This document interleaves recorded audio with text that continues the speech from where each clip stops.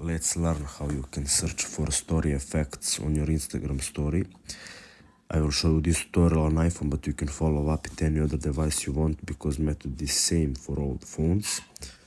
First we'll have to go to our Instagram application, then click on this your story to add the story, and here on camera photo you will find a lot of effects. Now to search the effect you'll just have to scroll all the way to the left, and in the end it will be browse effects option. Click here, and here you can find every effect, also saved, favorites, most popular, and you can choose any filter or effect you want. So that's it. Thanks for watching.